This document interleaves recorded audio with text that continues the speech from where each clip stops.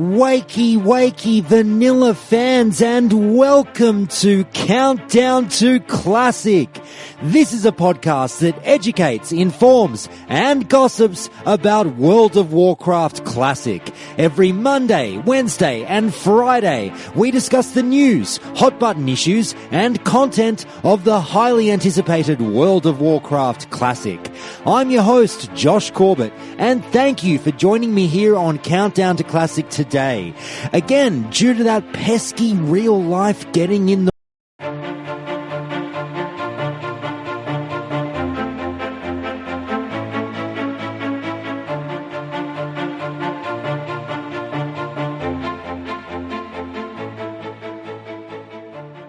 Wakey, wakey, vanilla fans, and welcome to Countdown to Classic. This is a podcast that educates, informs, and gossips about World of Warcraft Classic. Every Monday, Wednesday, and Friday, we discuss the news, hot button issues, and content of the highly anticipated World of Warcraft Classic. I'm your host, Josh Corbett, and thank you for joining me here on Countdown to Classic today. Again, due to that pesky real life getting in the way, I've had to mix up the episode order this week, and what you'll be hearing today is a very special episode of the show that I've been dying to get to you since conducting this interview over the weekend. Frequent listeners of the show will recall a brief economy-related call in Calling Countdown a few weeks ago with listener of the show, Partypooper, who talked about a love of the WoW economy as well as his brief time with the Devil Saw Mafia before quitting and exposing the Mafia's tips and tricks a bit online. I mentioned to Partypooper in that call that I'd love to get him back for an in-depth interview about the WoW economy, as he was such a great personality and clearly knew his stuff when it came to that topic. Well, we had that chat over the weekend, and it's fair to say that in-depth doesn't even almost do this interview justice. Partypooper was kind enough to spend almost 3 hours with me talking strictly about the World of Warcraft economy. Now, how did two adults talk about the World of Warcraft economy for 3 hours, and how could there be that much to cover, you ask? Well, you're about to be very pleasantly surprised, as this chat began to turn into something that I would love to see become a large guiding light on the WoW economy and how to make and grow a fortune within World of Warcraft. I was on the absolute edge of my seat for the duration of this chat, and I hope that you'll quickly see why. Now, due to its length, rather than dump it all on you in one epic interview, I figured I'd take the chance now to give you part 1, with part 2 coming next week on the show. As always, you know the drill, people. In my interviews, none of the questions are pre-screened, and no favors or payments have been exchanged for an interviewee's appearance. Now, how about we get straight into it and hear from Partypooper in part 1 of WoW Econ 101. Enjoy, everyone.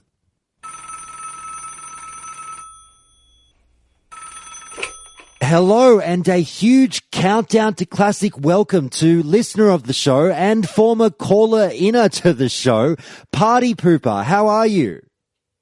I'm doing great. How are you, man?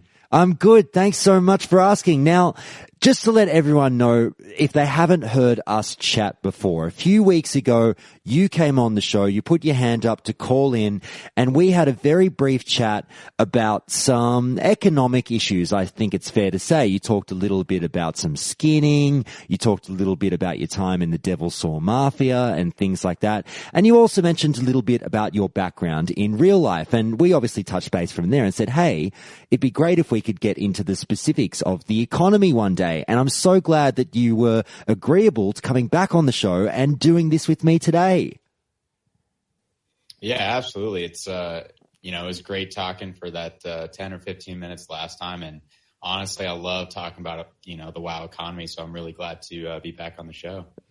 Okay. So as we do here on Countdown to Classic during these in-depth interviews, let's tear through your WoW resume first and let people know a little bit more about you and your experience within the game. So you ready to go? 100%. Let's do it. Okay, question number 1. With as much specificity as you're comfortable with, where in the world are you from? I'm from Colorado in the United States of America. Good old Colorado, right in the heart of Denver, really close to downtown, actually. It's an awesome place. And how long have you played World of Warcraft? So I've been playing World of Warcraft since April 16th of 2005, where I remember a friend of mine showed me the game over spring break, and a few days after, I was like, for my birthday, all I want is World of Warcraft. Mom and Dad, please, please, please. And, they did it. Thank goodness. And what was your original main character's name? That is funny. So I was really young when I first started the game. I think I was 11 or 12 years old.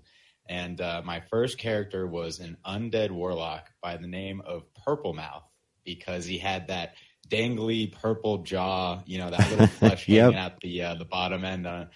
Being an unimaginative kid, I was like, oh yeah, Purple Mouth. That's a great name. Okay. What other classes have you hit a level cap with? So actually during vanilla itself back in 2005, 2006, my brother and I both played the same account, and Purple Mouth was my main, and both of us actually played his main a lot because, we felt that it was great to play the same character and get, one character up to max level. And that was the guy that was actually named Partypooper, which was a orc hunter. And that was the first character that I got to 60. And the character, within the context of vanilla, I only got one character to 60. I got a rogue to level 56. But recently, I've gotten quite a few classes to 60 on various private servers. Okay, when you started out, which server did you play on? I started out on Dune Mall US because that's where my friend was playing, and I think it was a medium population server. It wasn't too big, wasn't too small, but definitely enough to make the world feel alive. And do you prefer to play on PvP or PvE servers? I am all for PvP. I feel like if you play on a PvE server, you're not getting the true vanilla experience. In saying that, however, what's your highest raid experience? Raid or rating as far as PvP? Well, how about we get both? Raid. Let's go to the height of your adventures in both PvE and PvE. So, as far as PvE, I rated all the way up to AQ20, did a few bosses in AQ40. I didn't actually hit 60 until I think it was right before Zul'Gurub came out. And as far as ranking, just in vanilla, my brother and I ranked our hunter up to rank 8, maybe rank 9. We got high enough to get the PvP shoulders, which the rank at the time and the patch is a little bit different than where it is on private servers. So it's kind of hard to say what the rank was to actually get those shoulders. Are you currently playing World of Warcraft? And if so, where? So after I heard the announcement of Classic, I came back to Legion to try it out for about a month. And after playing for a few hours, I got really bored. And then I went and got onto some private servers again. I hadn't played on Elysium, or what's now called Light's Hope, since about 4 months after the release. But, I went on there, played on my character a little bit, just kind of messed around. I also went on to the Phoenix Warsong re-release just because I didn't want to put a ton of time into a character, and the XP rates there are insane. So I was like, maybe I'll level someone up over there. And then I just kind of realized as I was playing those private servers that I didn't want to burn myself out before Classic came out. I kind of want to have that certain level of mysticism again when I come back to the game and Classic is released, even if it's going to take me a little longer to level, even if I'm going to have some things that I don't remember spot on because I haven't played it over and over and over again. There's just that, the nostalgia sense of playing through the game and actually just enjoying it that I really don't want to ruin for myself, by playing way too much on private servers, which I definitely did. When Elysium came out, I played so much that it got to the point where I basically just stopped after 3 months because I literally wasn't doing anything but playing WoW all day. And, after doing that, I don't want to get into the same rotation, especially since I'm kind of planning to do that when Classic comes out, and I really want to just enjoy every bit of it. Now, do you have a quick plug for any places online where people can find you? Well, I do have a YouTube account that it's not super active right now, but I've made a few videos and I kind of just hide them off as I am like, this isn't really a good representation of myself, but it is Partypooper WoW. You should be able to find me, and every once in a while I stream onto YouTube and do some random private server content as well as just some random video games and whatnot. No worries. Now, you might have heard my cat meow just then as he gets a bit antsy about sitting in my lap. So, finally, complete this sentence so we know where your allegiances lie. For the Horde. All right. Ogar, my friend. Loktar Ogar, indeed. All right. Now, obviously, we're going to be touching on everything and anything the economy during this interview. And firstly, I just wanted to set up a little bit of a platform. You mentioned when I spoke to you last time, and obviously you just touched on it a little bit then, that you started playing WoW quite young. And you mentioned that the economy and that facet of things within the game captivated you to a certain degree. Talk to me a little bit about your experience with the economy in game. So it was one of those things, when we talked last time, the economy just absolutely enamored me all throughout World of Warcraft. Even up until, when Legion came out, I was, still playing the auction house. And initially it was actually on my rogue that I started doing, a bunch of auction flips and making money that way, that I just fell in love with it, being able to buy an item for 20 gold and then repost it for 40 gold because there's no other item like it on the auction house. And magically, someone didn't notice that it was there cheaper earlier, and they bought it a day later at twice the price. And on top of that, with my hunter, farming gold for my epic mount, I didn't want to do that for my other character. I realized how much of a pain in the butt it was. And, I kind of took it upon myself, not only because I was in love with the economy, but also because I just didn't want to deal with the pain in the butt that is farming gold in World of Warcraft when you don't know how to farm gold efficiently, which I really did not have much of any idea back in the day, when I was young on, how to farm gold or the best ways to farm gold. So on my hunter, I was always, let me just go kill a bunch of boars and bears and random things in winter spring, and let's see how much money I make. And I might max out at like 20 gold an hour, and lo and behold, 20, 30, 40 hours later, I finally have half the gold to get my epic mount. I was like, never again. Now, you also mentioned last time I spoke to you that is it the case that through your experiences in World of Warcraft with the economy, it lit a little bit of a flame underneath your young self that actually led to a career in finance? Is that the case?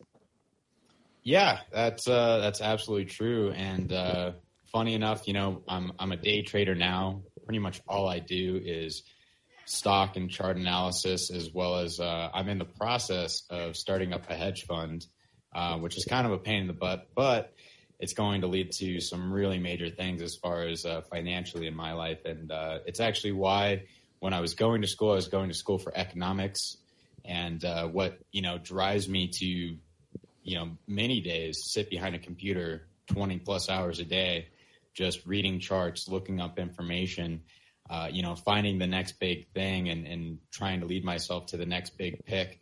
And it's really the World of Warcraft economy that got that whole road started and kind of, made me realize that I could do something like that, because at the end of the day, in World of Warcraft, the economy it's just a mini version or a microcosm version of the real world. You have supply, you have demand, you have different things that will boom out of nowhere because all of a sudden everyone on the server needs, Essence of Wind for their agility enchants, or certain things like that where out of nowhere there will be a huge demand and there's not enough supply, and therefore you benefit off of that if you thought about it beforehand. And all the knowledge I gained, utilizing and playing the World of Warcraft economy definitely pulls over and shifts over into the real world, even though it's not totally a direct correlation as far as, you're not going to be able to trade stocks if you're only well versed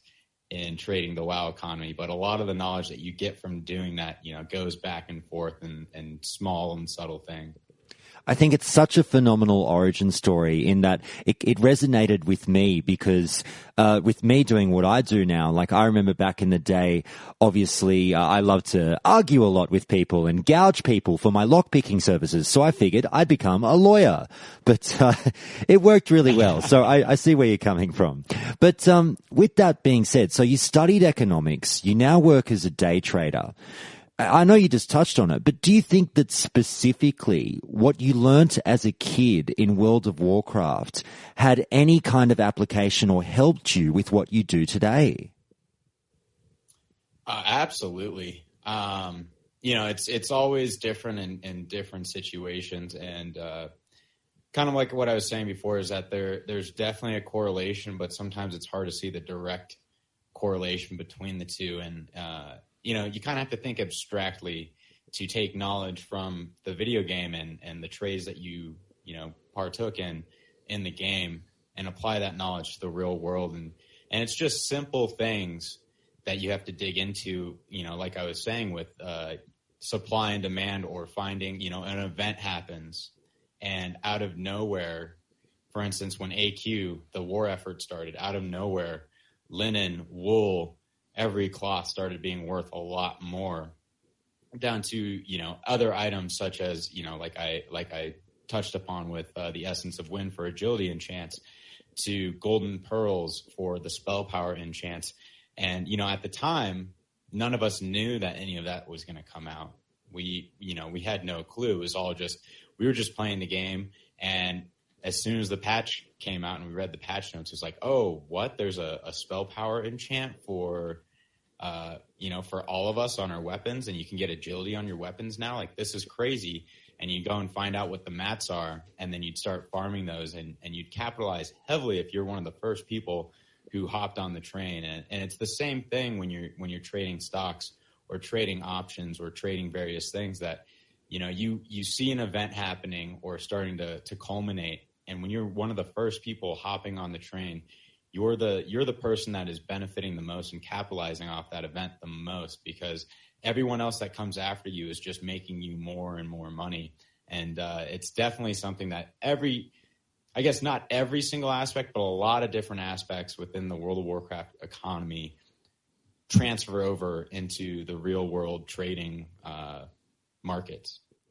So in touching on a few things you just mentioned, when you talk about, what you do now in day-to-day life in terms of identifying market trends and spotting the bull market, spotting the bear market and jumping in and out accordingly, do you find inversely that what you do now as a day trader has had a beneficial effect on your WoW gaming experience now as an adult? Surprisingly, I guess not so surprisingly, absolutely. On my druid in Legion, so retail World of Warcraft, current, I saw that there was a very, very, actually a non-existent supply of Suramar surf and turf and various foods, buff foods that people would want for raids. So the first thing I did with my brother was we went out and farmed thousands of different meats, farmed the recipes for the surf and turf and for like the delicacy platters and whatnot. And we had a complete monopoly on the market to the point where I was charging 5,000 gold per stack. And the Suramar surf and turf is only the second iteration. There's another, I forget the name of the food, but there's another food that's better than that. I was selling the second best food for 5,000 gold a stack, which doesn't seem like a lot of money in terms of retail right now, but if you consider that over the course of about 3 days, I made 500,000 gold, maybe putting in gosh, like 4 or 5 hours of work, and most of it was just posting things on the auction house after we went and farmed all the meat for it. Wow. Well, now that we've had that sort of preamble about your background, not only in the game, but also in what you do for work, obviously, as I'd often say to the listeners of the show, look, I joke around and well, it's sort of a joke, non-joke, this is the thinking man's or woman's podcast about World of Warcraft, and everything that you've just said has got me very excited for what we're about to talk about, because this is one that I really had highlighted on my calendar, because a lot of listeners know this is something that does sort of stay near and dear to my heart in terms of the economics of the game. So now that we know a bit more about you, I guess I'll ask one last personal question, which people will probably be dying to know. And you just alluded to your sort of gold making capabilities. But in the game, in vanilla, what kind of fortune did you personally amass? So within vanilla itself, on my rogue, which I pretty much, it's funny because I sat at like level 43, 44, and 45 for months on that character, because all I was doing was playing the auction house and buying and selling things. And that's how I'd spend, 3 or 4 hours of a night on the game. And on my rogue specifically, at level 45, I had about 1,300 or 1,400 gold, which for someone that level was unheard of, especially considering I wasn't farming anything. All I was doing was playing the auction house. And that directly came from dealing with the trials and tribulations of my hunter, where I could not afford my epic mount. And, it just came to a point where I was like, I'm not doing this on my second character. I'm not going to farm. That's just too much work. And so my rogue was absolutely, beyond rich for his level. He had all of the best items. I remember when I was like level 48, 49, I bought Blood Razor, the epic sword. I had the Helm of Fire. I literally had all the best gear, even though I wasn't actually using it, just for the looks, just for the giggles.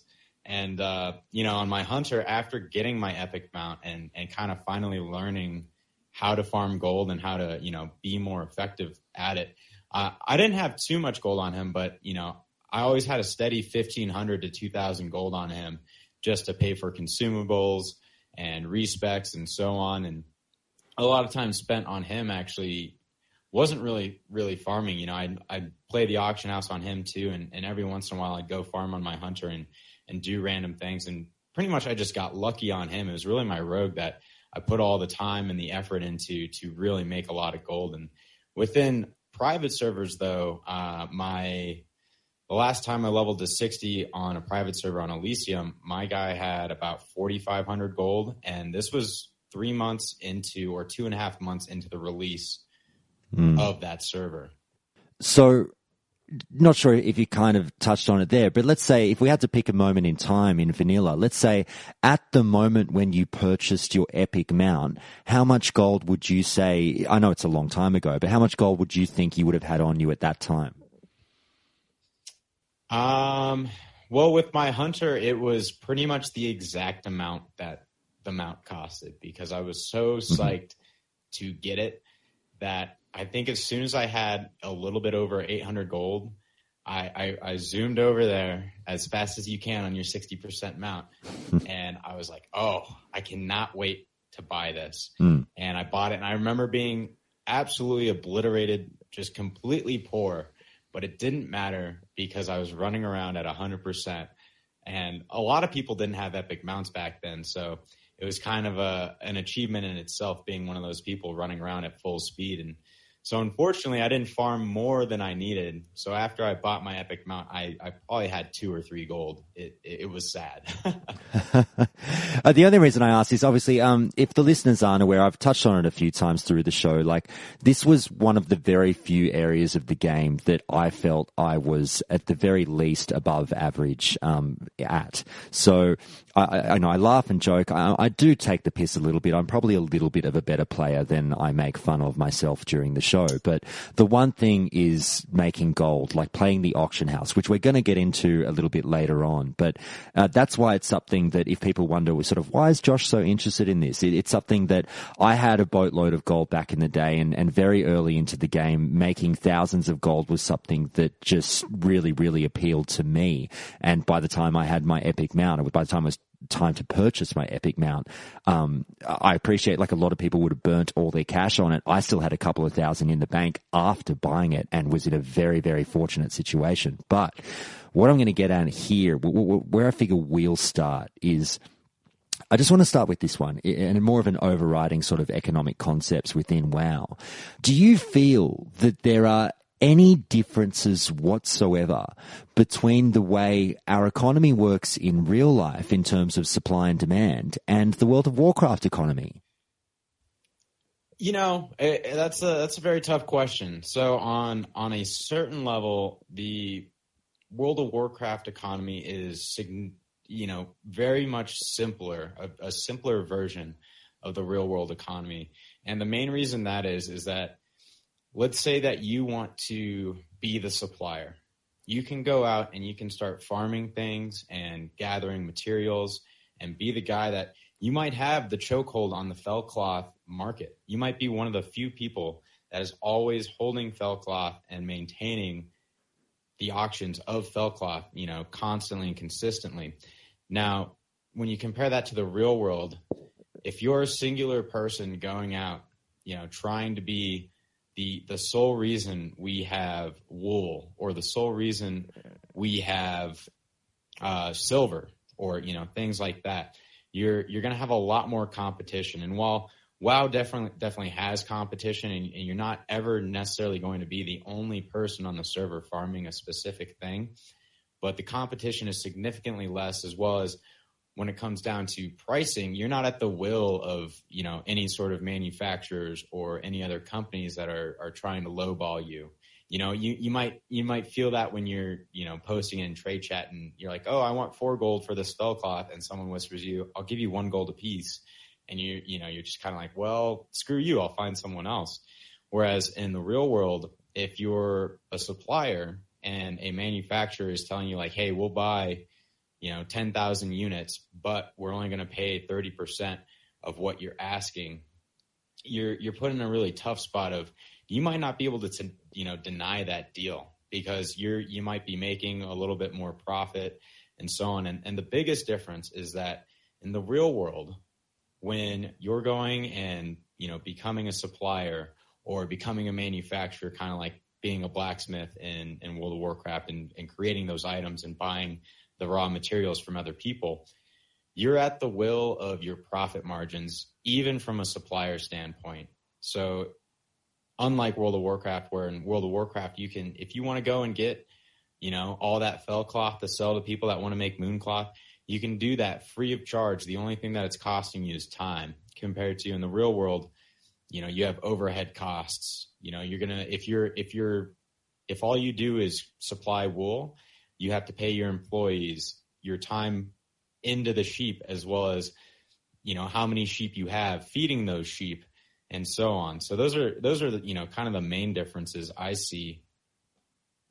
So flowing on from that, and I'll just preface this question with please feel free to get as specific with your terminology as possible. I know we're not all day traders and we didn't all graduate with an economics degree, but I want you to go nuts here if you'd like. Are there any really interesting niche economic concepts that you see pop up in game that people might not be aware is happening right before their eyes? So I'm going to bring up a common indicator that a lot of traders use to decide when something is overbought or oversold.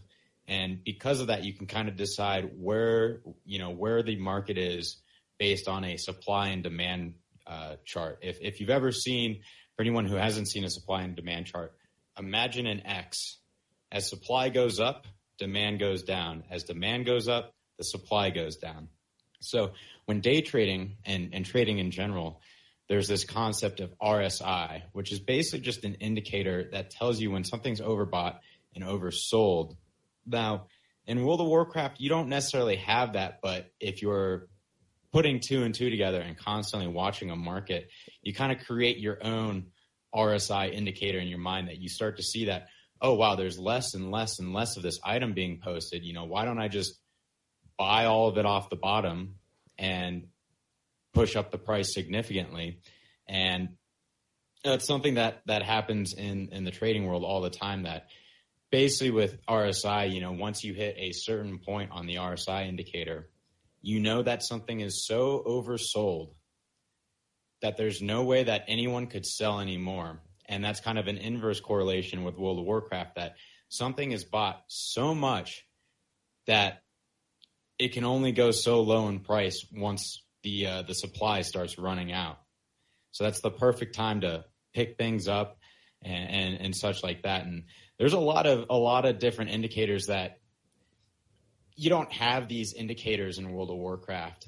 But when you start to think about all these different things, which I won't go too far into it, but there's different indicators, from a thing called a moving average convergence divergence to Ichimoku cloud to Bollinger Bands, that you don't have these tools in World of Warcraft, but they definitely, if you use an abstract mind, you can start to create the same sort of indication that they are showing just by looking at different markets and seeing, oh, well, this has been going up and up and up and up because the supply is going down and down and down and down. So at a certain point, there's going to be more and more people farming that. So maybe I should stay away from that item, or maybe I should hop on the train right until the end and, farm it for a week and things like that.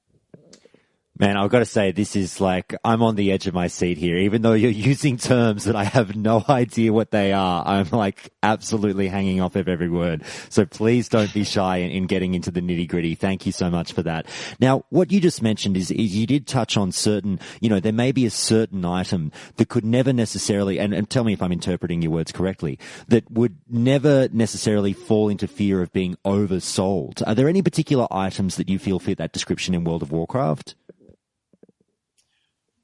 There's definitely a few. So, it depends on the rarity, number one. So there's definitely items that are, various epics that are never going to be like, there's never going to be a high enough supply that people are going to be able to get enough of them for that price to get dropped down so much. Things like, freezing band or, the elemental mage staff to, gosh, I can't remember the name of these leg plates. They're cloud something leg plates that are best in slot for warriors. And items like that are never going to reach a certain point just because they're so needed by people and they're so sought after that it's never just going to be sold so much to the point that it's just cheaper than dirt. Now, there's other items that are less rare that kind of have the same effect because of their uses in the game. So things like Devil Sword Leather is a great example because there are, I want to say, about four classes whose best in slot items are all Devil Sword Gauntlets and Devil Sword Leggings up until the point that they get something better from, I want to say, most of them from AQ. So Devil Sword is one of those things that there's never going to be a point in the market where it comes down so far that it's completely overbought, oversold to the point that the price is getting fluctuated so much that, pretty consistently you're going to see Devil Sword Leather going for an average price of 10 to 20 gold on your server. And that's because the supply is basically static. Even if people are down there 24/7 farming Devil Sword Leather, there's only 5 spawns of Devil Sword. And they spawn about every 15 to 20 minutes or so.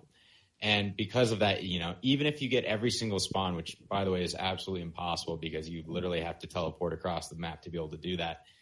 Even if you're getting every single spawn, every single time it comes up, the minute it comes up, and you're making 5 Devil Sword roughly every hour, you're never going to get to a point, that you're not competing for it, or that that you get back to the auction house and you run into the problem that, there's so much Devil Sword leather on the auction house. So Devil Sword leather is, I guess, one of the few things that you could see being oversold just because the supply is low and the demand's always going to be so high.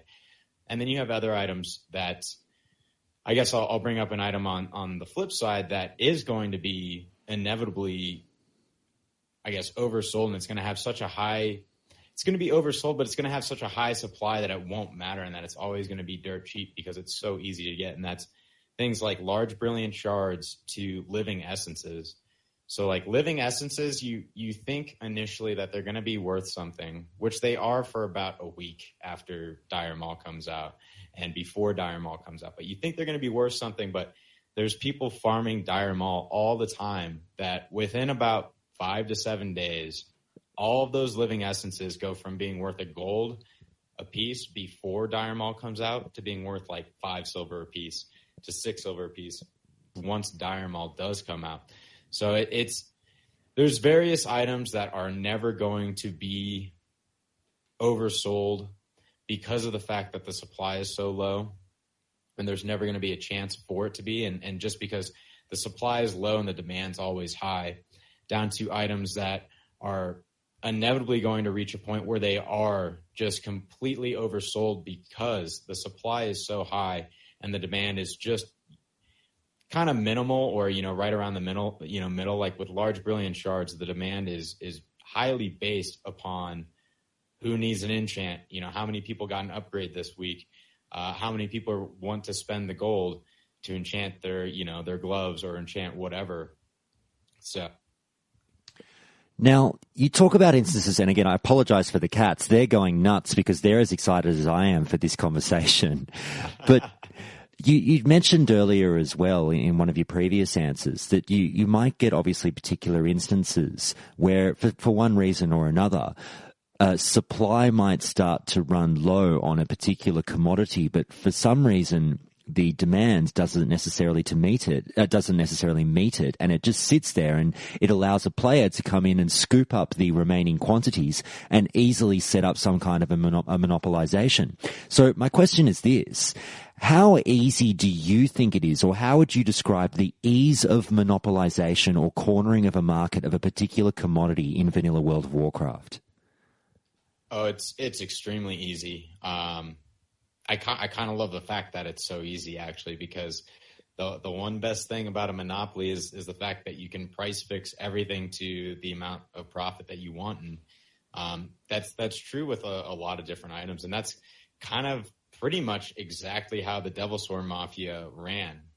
Is that they would, by leaving people down there 24/7 farming all the Devil Sword spawns all the time. Whenever, let's say you're competing for a Devil Sword, there would be Alliance and Horde players a part of the Mafia that if you were having issues, you'd call in your support. And if it was Horde people and your Horde and they're trying to take your spawns, you'd have Alliance players on the same server come by and kill them while they're trying to get the Devil Sword and then help you kill the Devil Sword. And that's actually, I guess, back to the original point, the Devil Sword Mafia, all they ever did was hold a complete monopoly over the entire Devil Sword market so that they could price fix everything.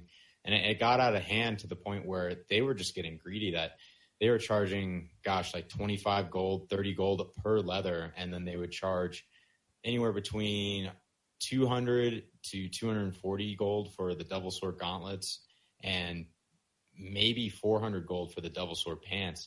And it just got out of control. And that's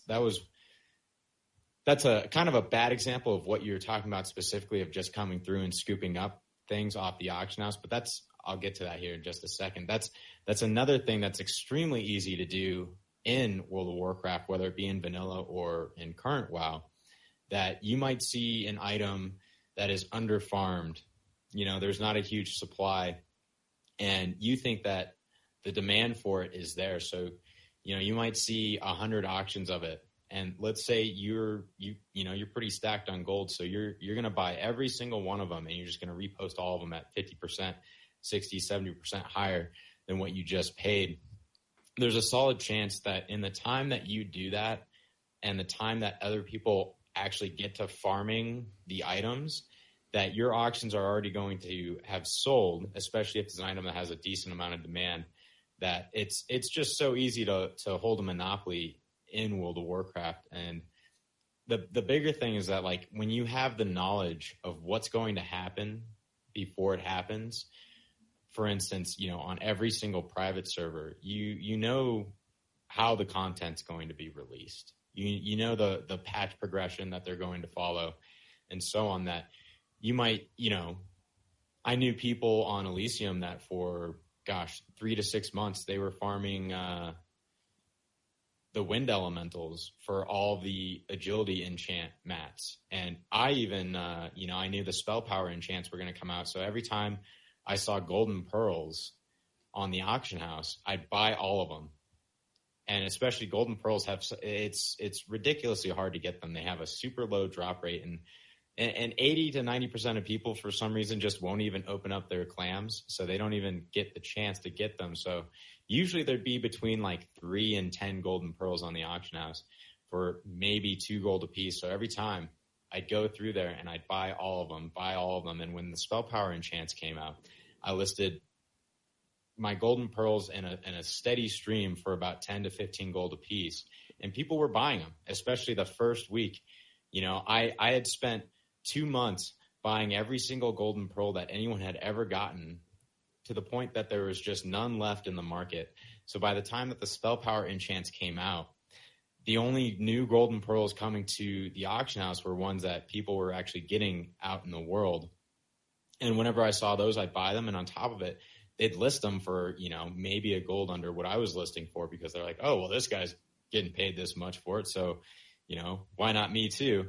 And, it's absolutely insane just how easy it is. And kind of like what I was talking about earlier about even in Legion, I saw that there was a lack of food supply for buff food at the beginning of the server. And I had a total monopoly on Suramar Surf and Turf, to the point that I was charging so much. I mean, right now, I think that food goes for maybe 300 gold a stack. And I was charging 5,000 gold a stack, and most people were buying 4 to 10 stacks a piece, because they're like, oh, I want to be totally prepped for raids. And, there's certain items, though, that you're never going to be able to hold a monopoly on. And that's specific to items that just have too much of a supply or just too easy to get. Like, you're never going to be able to hold a monopoly on Linen Claw. Like, if you think you can do that, you might be a little bit crazy. I mean, you can try, but you're probably epically going to fail. And the same thing with like large brilliant shards. You're never going to be able to hold a tight monopoly on that, because it's so easy to get them, especially in the context of vanilla, that if you want to go get a large brilliant shard, if you're one of a few classes, all you have to do is go into Maradon, farm Princess, and every run you get 1 or 2 of them each time. So there's always going to be people that, like, if they don't want to buy them, or if they see that the market is going up for them, they'll just go and do that. And especially when other instances come out, like Dire Maul tribute runs, when there's 3 blues in the last chest, to Zul'Gurub, that every guild's running that every week, and there's so many blues that drop in there that no one wants because they're absolutely useless, that large brilliant shards are just in such a high supply. They have a decent demand, but it gets to a point when there's just such a high supply, there's just no way you're going to be able to hold a chokehold on that specific market and corner it. You touched on a couple of quick little concepts just there in that amazing response. And again, I can't tell you how much I am enjoying this chat. I'm just transfixed by everything that you're saying. So please keep doing what you're doing. But you touched on a couple of little concepts, and I'll try to get to them and remember. So secondly, I'll get to the Devil Swarm Mafia. Firstly, just a little notion of undercutting. And you said that obviously people clued into your market tactics and could see that the golden pearls were starting to sell for a higher price, and they decided to jump on the train as well. And all they had to do obviously was list it as just perhaps a half a gold or a gold less than you, and have their units move. What are your thoughts on setting a market point and sticking to it, or simply just undercutting everyone just strictly to move stock? So, unfortunately, I'm that asshole that undercuts you. Oh, so am I. We are kindred spirits.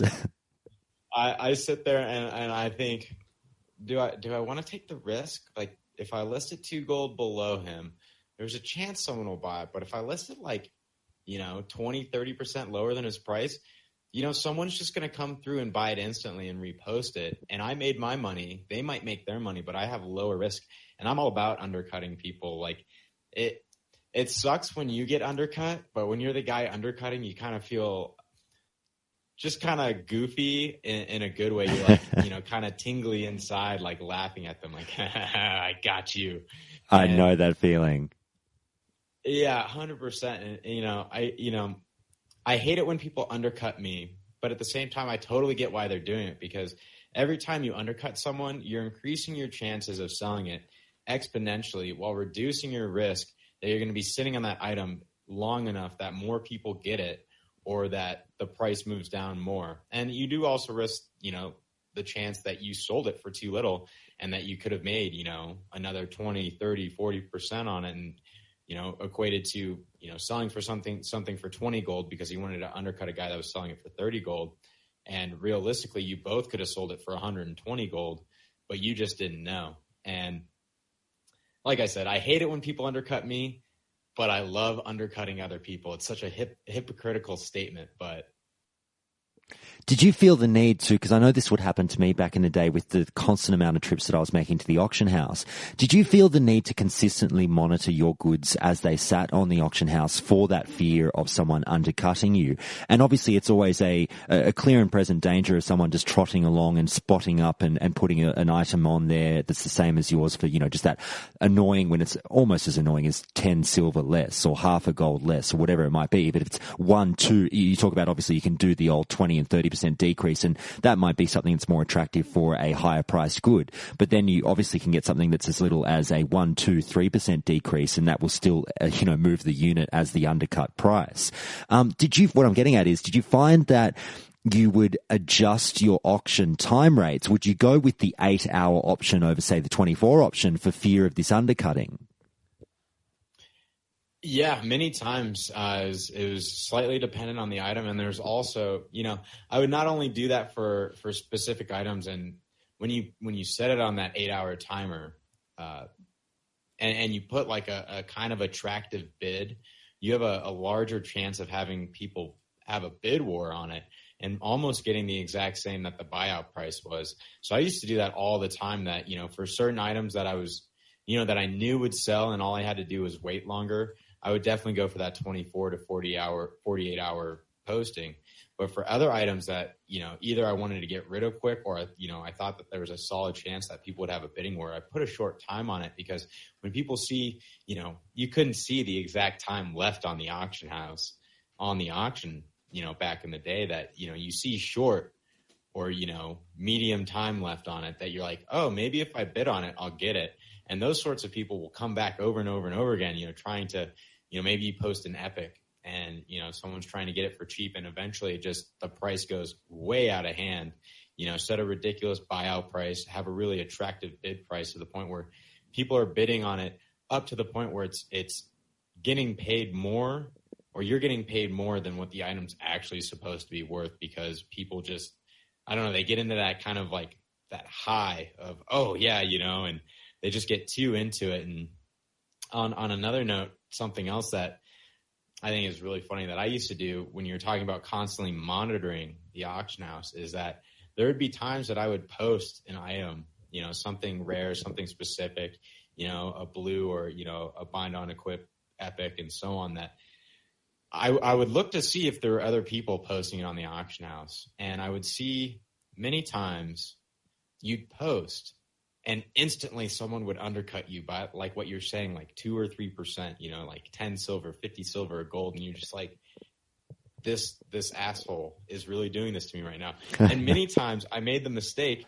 I mean, it worked out many times for the best, but I would have like an undercutting war between people. Oh, I know that game. I know that game.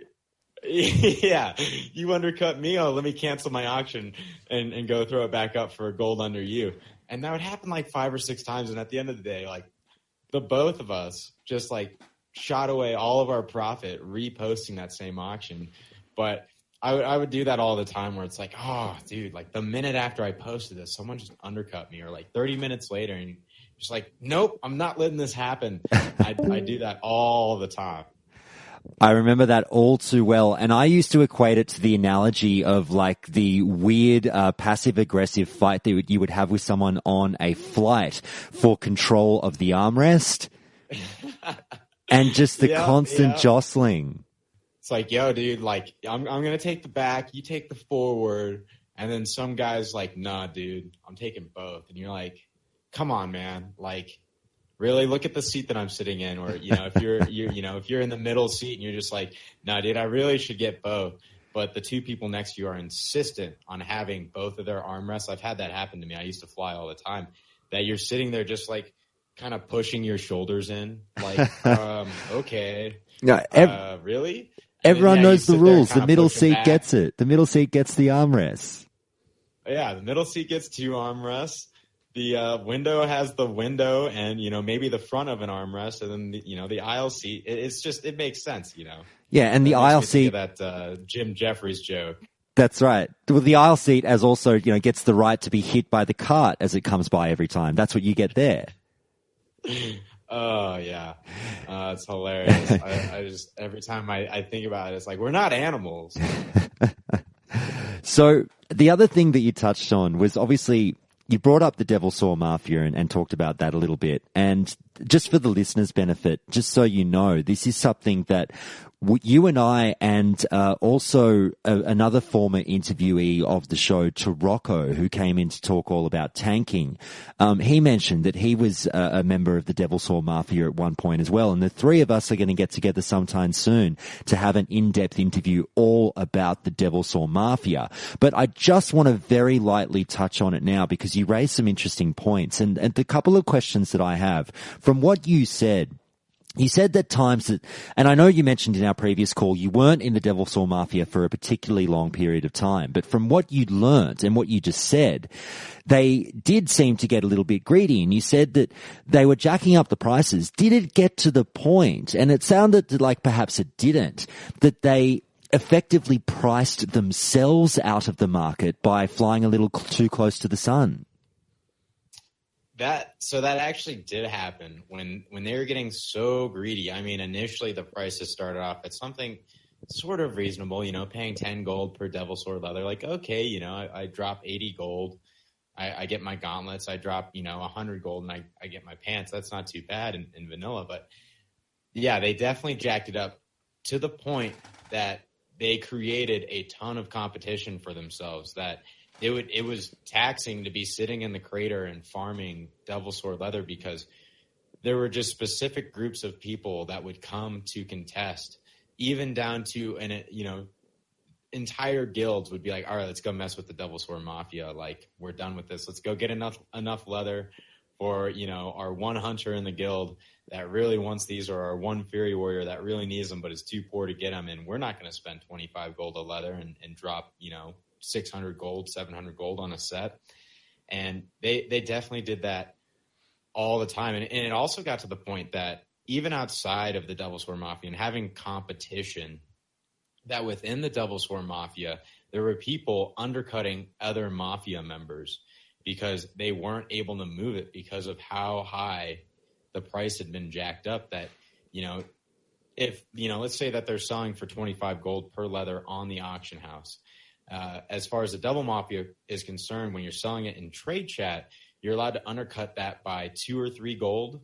And then with the Devil Sword gauntlets and leggings, you could undercut the leggings and gauntlet prices by 10%. But there are certain members who would,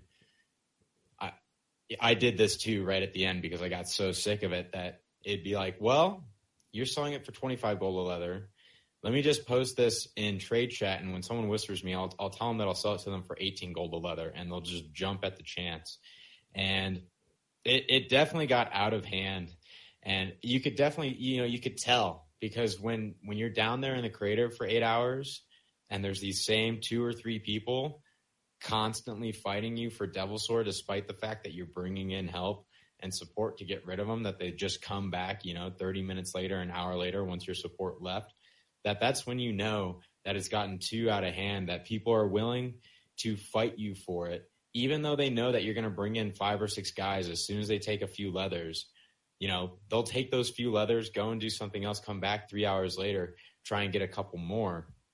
So yeah, they definitely pulled an Icarus. So, and I'll ask this question again when we do that interview with yourself and I and Tarocco, but just quickly, how much money was there really to be made in the Devilsaur Mafia? I know you've touched on a few prices just then, but realistically, what was the pot of gold that these people were sitting on? I knew people that they would spend like an entire week, maybe a week and a half, farming Devilsaur, and they'd have 5,000 gold, and all they wanted to do was spend a week or two farming Devilsaur so they had enough gold to buy enough consumables for their pre-made PvP games, their raids, and so on, as well as, any extra enchants, flasks and all of that. After a week or two, you could make 5,000 gold easily. I probably made, in my little 2-week span before I got fed up, I probably made 5,000 gold. I spent 1,000 on getting Kelsorar. I spent another 2,000 on getting all of my rep for Thunderbluff to get my Teal Kodo, because I was an Orc warrior, and all that you can make a ridiculous amount of gold. In 8 hours, I guess if we do the math, in 8 hours, if you're sitting at the northwest spawn, which spawns 4 times an hour, give or take, sometimes 5, it's 4 or 5. So let's say you're making 4 Devilsaur leather an hour, roughly 100 gold an hour, that after sitting there for 8 hours, you have 800 gold. If you go and make those into a set, you could potentially have even more gold. You could probably make, let's see here, with 32 leathers, you can make a couple Devilsaur gauntlets and maybe 1 or 2, maybe one pair of pants, which equates to around 1,000 or 1,200 gold for that 8-hour stint. So, over the course of a week, if you're going full nerd and that's all you're doing, like, you could easily make 5 or 10,000 gold if the prices maintain, which, if you have a monopoly on the market, and considering how sought after they are, that they will maintain, compared to if there was no Devilsaur Mafia, that the price would inevitably fall, and inevitably someone's going to undercut you when you have competition and you're trying to charge exorbitant prices for your leathers. Okay.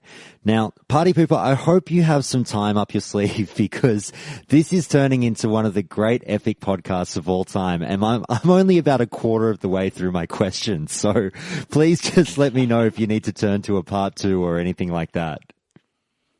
Oh, no, I got plenty of time. It's Friday, right? Yeah, I got nothing going on. All so good. I think let's go balls deep. Excellent. I like your attitude. I think this is going to turn into one of the more important things for people to hear going into vanilla World of Warcraft. So I'll get back on track a little bit. I did enjoy going down that little garden path for a second there with the Devilsaur Mafia and things like that. But turning back now to obviously what people are probably thinking, I've buried the lead by not asking you this off the bat. But here we go now. So now that we know, basically, some tools of how to make money in the game, outside of the game, let's say back in the day, what tools did you use for market research on prices within World of Warcraft? So I guess the biggest, there's a couple add-ons that I used. I remember using Auctioneer back in the day to, query the auction house. And I remember it taking a lot longer than it does now, that you sometimes would query the auction house and you'd have to let your guy sit there for like 4 hours. You're like, I guess I'm just going to go do something else for a little while.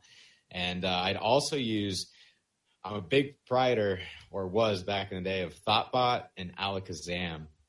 I love both of those because you could look through the comments. You could see what the prices were for certain items on other servers. And I'm not sure if it was Alakazam or Thoughtbot. At some point, one or the other started letting you see kind of the average price range that people were posting those for on the auction house, that, someone would go through the effort of querying a bunch of different auction houses on a bunch of different servers and, putting in the average price that you would see, or just various users, typing in the number that they sold the item for. I think that was Alakazam. Yeah, Alakazam, everyone thinks about Thoughtbot, but Alakazam was it was a true hero, man. It wasn't as popular, but they had some tools on there that, you're just, especially as someone who plays the auction house, when you see, there's an average, I can kind of see what other people are paying for them on other servers. So I know what I should be charging for it.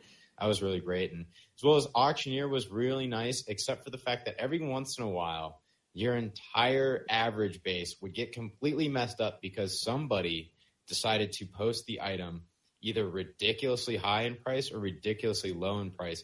And sometimes you'd catch it and you go and buy that and you'd see that. But sometimes you wouldn't because, if you're querying an auction house for 3 or 4 hours, it's inevitable that you're going to kind of just miss some things. And you're kind of, you'll come back and maybe that item that you saw that was way too low already got bought up. Or that item that's way too high is driving up your auctioneer's average price for that item, so that you think that, your auctioneer is telling you that, you can sell this for 220 gold. But the reality is it typically goes for 70 gold. But just one guy who posted it for 1,000 gold just completely messed up your averages. You definitely had some memories rushing back for me just then. I abused Alakazam back in the day, so I definitely remember all of that. The next question I'd have for you is more of a generalism. So, do you have to spend money to make money in World of Warcraft? Yes and no. It really depends on the amount of time that you want to put in. So if you're a guy that enjoys going out and farming things or leveling up your professions, which there's absolutely nothing wrong with that. I love people who go and do that. I love doing that, actually. I used to go and sit and farm fire elementals for hours upon hours. But if you're one of those people that's willing to put in the time, you don't need any money to make more money. If you're going to spend 4 or 5 hours farming, fire elementals, gathering up anywhere from 20 to 40 elemental fire and selling those for 5 gold a piece on the auction house, that you're going to make a solid amount of gold.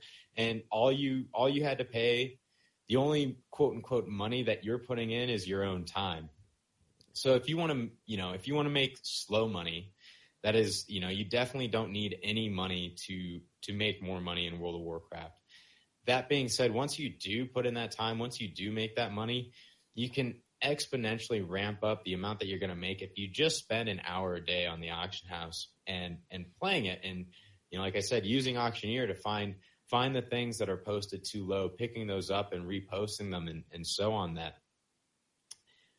it gets to a point that, if you're going to play the auction house, you absolutely need to have some sort of capital to get started, whether that's, your initial capital could be 3 or 4 gold that you're starting off with to, I'm going to buy this blue that I think is a twink item and I'm going to try and resell it for 10 gold.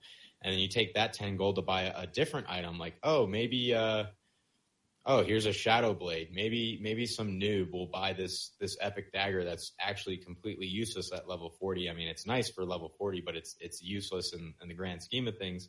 And maybe they'll buy it for 20 gold, and just taking that and reinvesting your profits over and over and over again. And that you're definitely going to need some sort of startup capital, but for pretty much anyone, you can start with a very low amount of gold and turn it into a really big amount. It just takes a little bit of time, a little bit of effort. And whether that be you're going to go farm the gold, you're going to go farm the items to make the gold, or you want to take the little bit of gold you have and turn it into a bigger amount just by sitting there and playing the auction house a few times a day.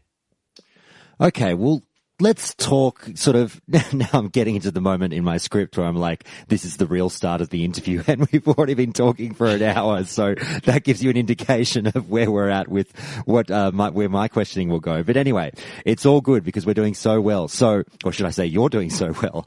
Let's talk making money sort of outside of the auction house. And what I want to touch on is something that you mentioned in our call previously, and just getting into and little tips for people on building that first little pot of gold as you're leveling from level 1 onwards. And you mentioned last time that something about skinning, and you said you couldn't recommend more that people pick up skinning and perhaps vendor all of their hard-earned skins as opposed to throwing them on the auction house. So I just thought we'd get into the specifics of that a bit more, that we've got a bit more time up our sleeve now. What do you have to say about that and that recommendation? Yeah, absolutely. I still entirely stand by that. And one of the biggest stipulations on that statement as a whole is that it is very dependent on whether or not you're on a brand new server or if you're on an established server. So on a semi-established server, you might be able to get away with selling certain skins, things like thick leather or sometimes rugged leather. At least earlier on, it can be easier to sell those because there may not be as many people selling them, or they might have all just vendored them too. But I still stick by that at the beginning of a fresh server, that taking all those skins and just dumping them into the vendor is the best way to go, because not only are you going to save time and not go to the auction house to post them, which isn't that big of a deal if you're trying to make more gold, but the bigger thing is that most of these skins aren't going to sell on the auction house, that you're going to be wasting money posting those auctions. Let's say you have like endless amounts of light leather. There's a solid chance that just about everyone else has endless amounts of light leather too. And it's going to get to a point where you might make a little profit, but there's a higher chance that your auction just won't sell if you have so much and you have something that other people have so much of. And that's why I say, the only leather that I kind of recommend thinking about holding on to or sending to a bank all this thick leather is because you don't come by that too much. It's not one of those skins that you see all the time that, there's a gray area in the leveling range between thick leather, rugged leather, and heavy leather, that you tend to get a lot of heavy leather, you get a lot of rugged leather, but thick leather kind of comes far in between. So outside of thick leather, I definitely stand by selling all your skins, specifically on a fresh server. On a more established server, you might be able to get away with it because there's not as many people leveling up anymore. There might not be a solid supply of medium leather on an established server because there are less people that are leveling up, and there aren't people that are willing to go out and kill a bunch of level 25 mobs to get that just to post it on the auction house. So I would say skinning specifically to a fresh server, sell all the skins but thick leather, because you're going to make 10, 20 gold extra by not only spending the few seconds to get that skin, but also spending, basically saving yourself time in the long run by not going to the auction house to potentially waste money on posting those auctions to get a bunch of failed auctions back. That in itself is a big money sink, but you're going to set yourself up that by the time you're level 40, you're going to be able to afford that level 40 mount. And you didn't have to take the time to post it on the auction house. Like, let's say that, you had a bunch of heavy leather and you might have been able to get 10 to 20 silver more per stack on the auction house. But then think about the hour or two that you have to spend going to the auction house from your leveling zone or getting back and running back to wherever you were, as well as a very big chance that your skins aren't going to sell. And that's more time wasted, more money wasted. And in the end, if you're trying to level quickly, I kind of enjoy, I'm one of those people that I kind of rush through it. I'll play days and days straight just because I want to hit 60 asipity sap. But you're going to be wasting a lot of time going into the city, leaving the city, spending hours over time going back and forth, where you could have just almost made the exact same amount of money just by selling it. And at the end of the day, the only big reason why you want those skins in the first place is to make enough money for your mounts. And initially, for your level 40 mount, it's going to enable you to do that. And it probably won't make you enough gold for your level 60 mount and your epic mount, but it will make a sizable difference in the amount of gold that you have when you actually hit level 60. Well, starting at level 1 still and thinking about these low-level journeys through to your great fortune, are there any other tips outside of skinning from the outset that you would give to players to build their fortune early? Ooh, that is a tough one. Skinning is my go-to, but I guess there are a few things that you can do actually outside of professions that aren't very time tasking or, don't require much time. Mm-hmm. So there's various recipes that kind of have, a dynamic respawn within the vendor. You buy them from a vendor, but they're recipes that are sought after. So the main thing that if you want to make the easiest 5 gold of your life, go to Orgrimmar. I don't know where the Alliance one is. I've been playing Horde the entire time I've been playing World of Warcraft. So go to Orgrimmar, go to the Alchemist trainer, and the guy that sells alchemy supplies has a recipe for a free action potion. And I believe it's somewhere between 5 silver and 15 silver to buy. But you can resell that for 5 gold, sometimes even more, maybe even 10 gold on the auction house. And it's huge profits, very little time, spent. You can even take a bank alt, go run them over there, make them sit there, and every time you feel like taking a break, hop on your bank alt, check and see if it's there, pick it up, go and post it, and you just made 5 or 10 gold for free. And you could even be level 10, and you could be a level 10 reselling this, and boom, you have 10 gold in your pocket at level 10. And at that level, you're going to be feeling rich. You can buy anything with 10 gold at level 10, and you're never going to have to worry about anything when you have that amount that early on. And there's a bunch of other recipes that are like this. There's the 275 health. Maybe I'm getting that wrong, but the health enchant to chest that is also like this. I want to say it's from Winter Spring. I could be wrong, so you can't really do that low level, but there's a few recipes that while you're leveling up from 1 to 60, more so, the free action potion is the biggest one for early levels. There's a lot of different recipes from level 40 to 60 that you can buy and resell really quickly. And I guess within the profession world, so on a fresh server, actually on a fresh or an established server, just within professions, mining might actually bring you a solid amount of gold if you have the will to level it up, because it does get kind of taxing. If you're not super worried about keeping on the forefront of leveling and you want to keep up with your mining, that even copper ore can make you a lot of gold, because there's a lot of people out there that are just lazy and don't, they want to level up their engineering, but they also want to have a different profession other than mining to go along with it. And because of that, they'll just buy all these ores to level up that profession. And, somehow they've got the gold, but they're willing to spend it because it's worth it to them to spend the gold on your ores more so than going out and farming it themselves. Because let's face it, it's pretty monotonous as a level 60 to go out and farm copper to level up a profession. Even as a low level miner, you can make a lot of money off of copper. I want to say 10 ore. 10 is the one that you can, like, I'm gonna say, basically fist people on. If you get a bunch of 10, oh yeah, 10 is like the ultimate just ring around for anybody, because everyone needs so much tin to level up their blacksmithing and engineering.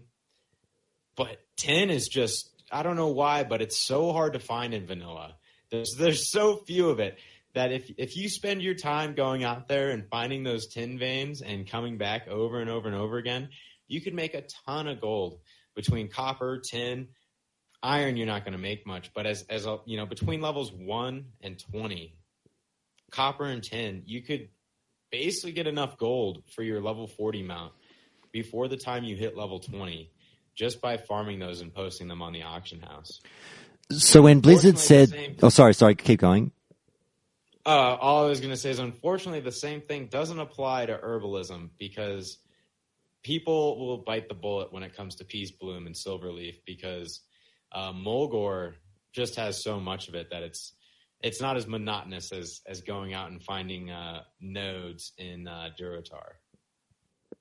So it sounds like your suggestion, when Blizzard came out and said, We're releasing Classic. We want input from the players. We are listening to you and what you have to say about what you want in World of Warcraft Classic. Your suggestion, Party Pooper, is perhaps that the graphic for tin ore should be changed from a rock to a clenched fist. That is exactly what I'm saying, because it is the fister, the true fister, man. If there was anyone named that in World of Warcraft, it should just be tin, the fister ore. Okay. All right. Well, I mean, you touched already lightly just then on something that I was going to have as a follow-up question right now, which is, and now I think I know the answer, which is, where do you stand on the great mining versus herbalism debate for money-making? It sounds like you very much side with mining. So this is where it gets kind of into... It really depends on a lot of different factors. So, funny enough, on my Warrior on Elysium, I went herbalism and alchemy, but I didn't level it up while I was leveling. But I leveled it up when I hit 60, and I made a ton of gold off of it. So, that being said, from an early on leveling standpoint, like, you're going to make a lot more off of mining early on than you are going to make off of herbalism early on. And that's just because, the sparsity of the resources themselves, as well as it really comes down to how much people need these. So there aren't any other professions that need herbs other than alchemy. Compared to with mining, you have blacksmithing and engineering that both require it for XYZ, as well as enchanting on a certain degree for those bars for your rods. So you have multiple professions that require what you're farming as a miner. So earlier on, it's definitely going to make you a lot more money. That being said, though, herbalism and alchemy does make really solid money once you're max level. And specifically if you're making the right things. And if you put in the time to get some of the right recipes. And one of the biggest money makers for me, I talked about it earlier, that I would farm fire elementals for hours. And that was only because I had the greater fire protection recipe for the greater fire protection potion that everybody needs for Molten Core, Onyxia's Lair, and Blackwing Lair. And it's a never-ending, it's a year-long process, or over a year, that people will need those potions, and they're always going to need them for raids, whether it be for Ragnaros or... I call it the Chamber of Doom in Blackwing Lair, where it's just this awful grind through. Forget the name of the area, but it's just the suppression room. Is that what you mean? Yes, the suppression room, and pretty much through all of these different raids, the first 3 raids, minus Zul'Gurub, you're going to need greater fire protection potions, and you can charge 5 to 7 gold per greater fire protection potion. You can get to the point where you're buying. Actually, I take that back. You could charge anywhere from 5 to 10 gold, depending on how much elemental fire is going for on your server. So, there were times where I would just buy all the elemental fire off the auction house. I'd make greater fire protection potions, and I'd sell them and make 5 gold a piece.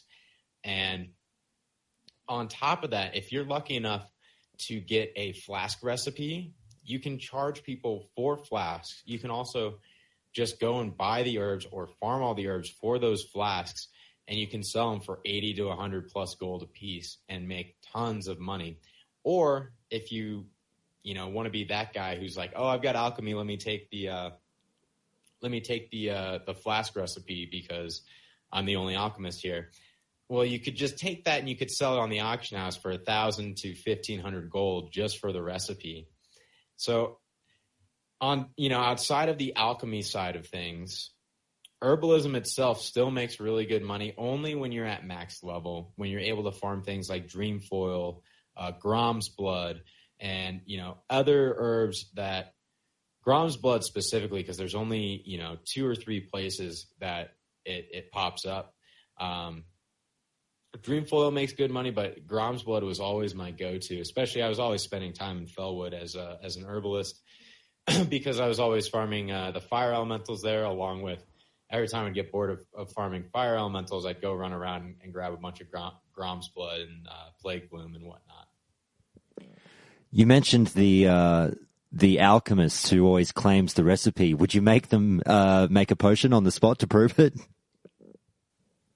Yeah, many times. The one time that a flask recipe dropped for me, I forget the exact name of it. It's from Upper Blackrock Spire. It's the health flask recipe. Mm-hmm. They instantly asked me like, okay, well, make me a potion. And, luckily I had some herbs on me. I was like, here, just look at my casting bar, guys. You can see that, I'm making whatever, maybe a minor, I think I had some crappy herbs on me at the time. And I literally made like a minor elixir of agility. I was like, I told you, I've got it. And the truth was, I think my alchemy early on when that dropped was still only at like 135. So I was kind of just like, just give it to me, guys. Nice. And the same thing happened with the Greater Fire Protection Potion drops that actually I was kind of a douche about it because it would drop all the time in like Lower Blackrock Spire and sometimes in Upper Blackrock Spire. But I'd always tell people that I needed it because you could sell the recipe for like 30 gold a piece. And usually, not a lot of people go alchemy in vanilla.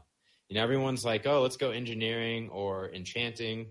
Those are kind of the main professions people veer towards.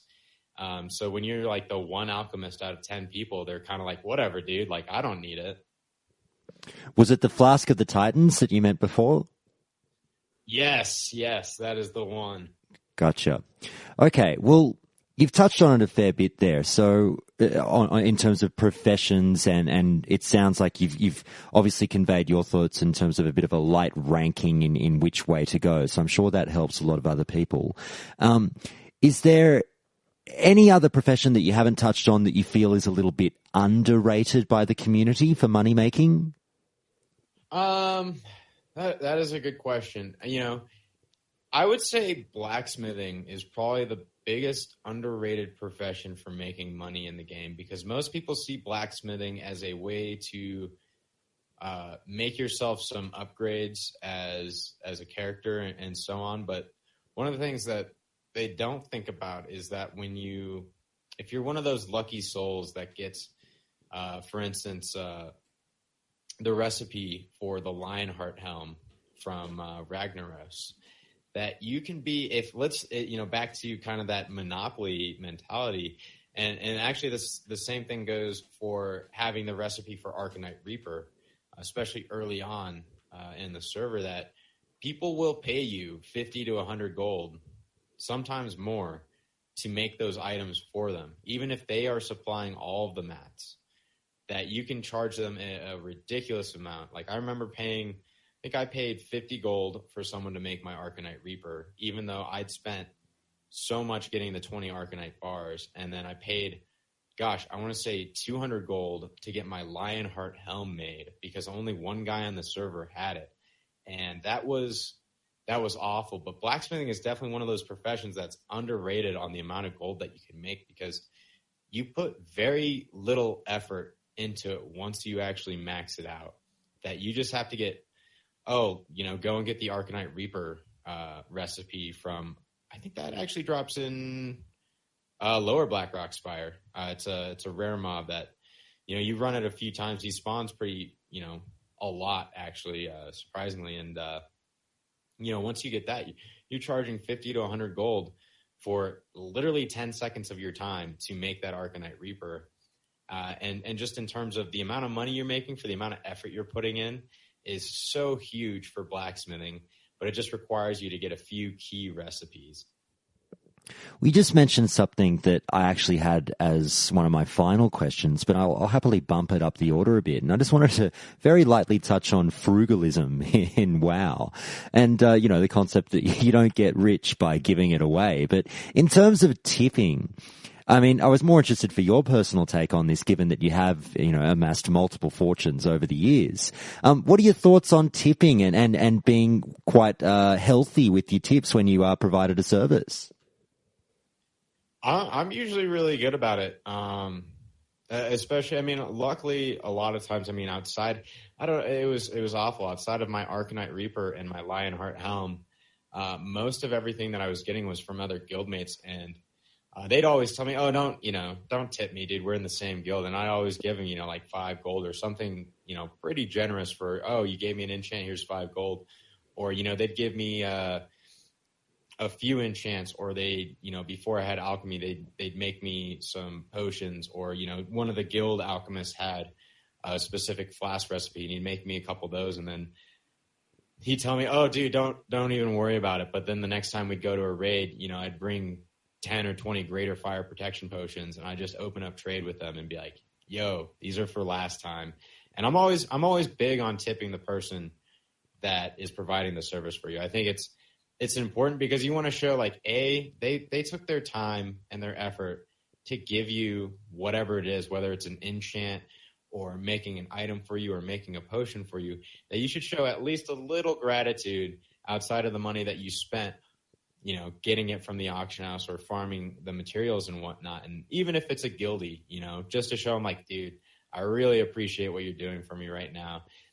Now, where I draw the line is when someone is forcing me to pay them gold for a service and they aren't asking for a tip. That's where I kind of start being a little bit more on the frugal side and a little bit more, I guess, withdrawn from the whole interaction. That I'm kind of like, well, like when that guy told me that he needed 50 gold to make me an Arcanite Reaper, I was like, I'm definitely not tipping you because you're already making more than enough money. But, to people that are, even enchanters that are asking for like a gold tip in return for doing, an enchant, like if they're going to give me a Crusader enchant, and they only want a gold, like, sure, I'll give you 2 or 3 gold. Maybe I'll even give you 5 gold because, like, A, you deserve it. B, you put in the money to get that enchant, or you farmed it from those, those mobs in the Plague Lands. That, again, I just, I think it's important to show your appreciation, especially in a game that's so social like vanilla World of Warcraft is. And people will remember that. They'll remember, oh, this guy gave me a bunch of gold, even though I didn't ask for it. And, they'll think highly of you for it. And maybe that won't instantly give you anything back. But, maybe down the line, you have no gold and you see that same enchanter and you ask him, oh, hey, man, can you hook me up with this enchant? Like, unfortunately, I don't have any gold this time. He might just say, yeah, you hooked me up last time, so no worries, have it for free. Now, just moving on to items, and you mentioned some items early on in the interview, such as, the essence of win and golden pearls and things of that nature. And I'm sure, and then also you obviously told the story about that great tip about buying that particular recipe in Orgrimmar and making obviously a few gold for virtually no effort. And I can just imagine there's a few people listening running their hands across their necks going, Partypooper, shut the fuck up, man. Stop telling people about our secrets. But I'm loving it because I like getting this information out to everyone. So keeping like those items that you've mentioned in mind, are there any other specific items that you target for making money in the game? And that's part 1 of that interview done. Bit of a cliffhanger there for you all to end on. If you are dying to hear the answer to that question and many more, as I hope you are, then please do tune in to part 2 next week as Partypooper and I get into gold farming and the rules of the auction house that one should apply in order to make a fortune in vanilla World of Warcraft, amongst many other topics that we hit on. I just want to give a huge thank you to Partypooper for his amazing efforts during this interview and for having the patience to answer all of my eager questions over such a ridiculously long interview session. He could not have been nicer about it, and he afforded me, someone he doesn't know from a bar of soap, 3 hours of his precious time in order to help count down to Classic, and I shall be forever grateful for that gesture. But now that we're sitting on that cliffhanger, that's the show for the day. But just before I let you go, I just want to thank the Countdown Countdown Council members. Shout out to Borzen, Palfurus, Seven Winters, Tsunami, Wilson Ma, Volaco, and new council member, Hridemar. Great to have you on board. Without your support, the show simply wouldn't be the same, and I thank you so much. And also a huge thank you to supporters Myrtle Banks and Rarebit, as always. So I'll see you all with the next episode on Friday, when we head back to the forums. Until then, have a great day, everyone. See you later.